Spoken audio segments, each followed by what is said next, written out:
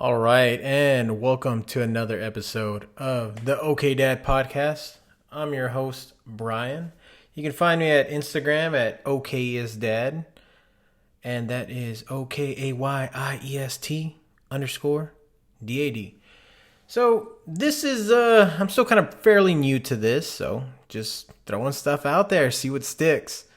But today I kind of just want to kind of keep just an OK Dad podcast thing going and talk about my son. So, son is 3, turned 3 in October, and we let somebody babysit him recently, and we got a phone call.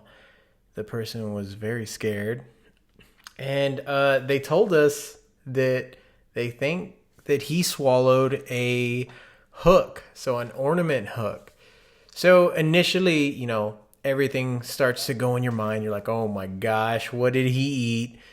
And we ask her to describe it. So what is it? Is it metal? Is it plastic? What does it look like? Is it a hook? Is it sharp? Is it jagged? And she tells us that it's plastic, but it's covered in plastic. So if you guys know ornaments, when you're hanging them up, there's that small thin wire coated in plastic that's green to hang some ornaments. So that's she sent me a picture of one from another ornament, and she told me, hey, this is what he had. It wasn't like this hook here, but he had it in his mouth, and when I told him, give me that, he swallowed it. And if you guys can remember, if you have a toddler yourself, kids will react to how you act.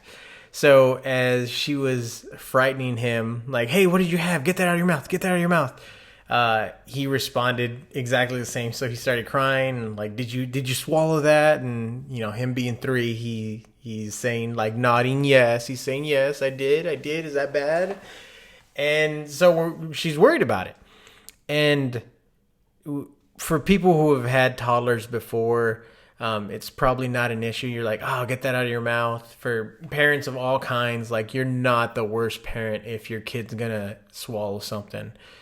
Now, if your kid's eating paint chips off the wall, then that's a totally different story. But kids are gonna get into things. Asher, I remember changing one of his diapers, and I noticed that there was a marble in his poop. And we had a little spot in the front of our house where we have candles that burn, and on the bottom part of the candles there are those colorful rocks that you find in like aquariums. So what we didn't know is Asher had one of those, and he put it in his mouth and ate it without anyone knowing, until your dad here changed that diaper and noticed there's a sparkly purple rock in it. So these are types of things that kids just do this. Kids put stuff in their mouth, they go outside, they play with dirt, they pick their nose, they pick their ear, and then they pick their nose again, and then go back and put it in their mouth. This is something that they do. This is their way of like building up their own immune system just in their house. But we got the news, and so, oh my gosh, like, that's a hook, that's metal. And I guess I can say the person's name. It was, no, I better not. And so we got the news. Okay, we'll go ahead and pick him up in a few hours. I want you to just monitor him, if he's grabbing his stomach, if he's in pain, if there's a change of behavior. These are all things just to note. And initially, like, these aren't things that you're going to think about. You just panic. You're like, oh my gosh, my kid just ate a metal hook. We need to take him to the ER right now. So, totally understandable to feel that way.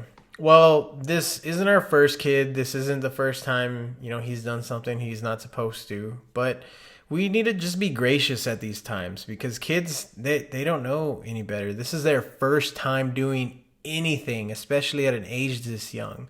So this is his first time seeing a little hook like this. Wants to put it in his mouth, chew on it a little bit. He might swallow it.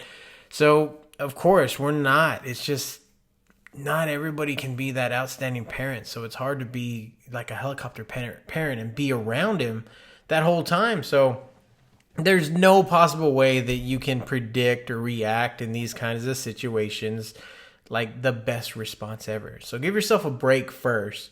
But at the end of it, like, monitor him. Hey, he's not grabbing his stomach. We're making sure he's not excessive drooling. He's not holding his throat. He's not having trouble breathing.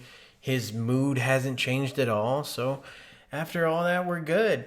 But just being a okay dad, the next 2 times that he pooped, I'm searching through that poop to see if he actually ate this hanger thing. But aside from all of this, if you're away from the toddler for even a second and you think that they swallowed something and you're asking them if they did, remember, they are a toddler, so they are reacting to you as well.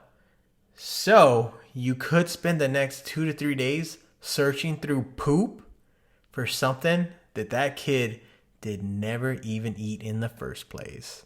So I just wanted to talk to all you okay dads out there and make sure you're doing all right with your kids. Make sure you're spending time with them. Just take a second to go back and reflect on the week with them. Did you spend enough time with them where they wanted to? Was there a moment where they were asking for your attention and you didn't give it to them? Is there something you can do to make their day just a little bit better, a little bit more memorable? Do it for them. It may be something small in our eyes, but it could also be something that's really big in their eyes. I remember having conversations with my dad and stuff that he's told me in a throwaway situation. Those are some things and memories that I take with me for the rest of my life. And we'll get into that stuff later in the Okay Dad podcast series. But for now, you guys stay safe out there. All right, dads.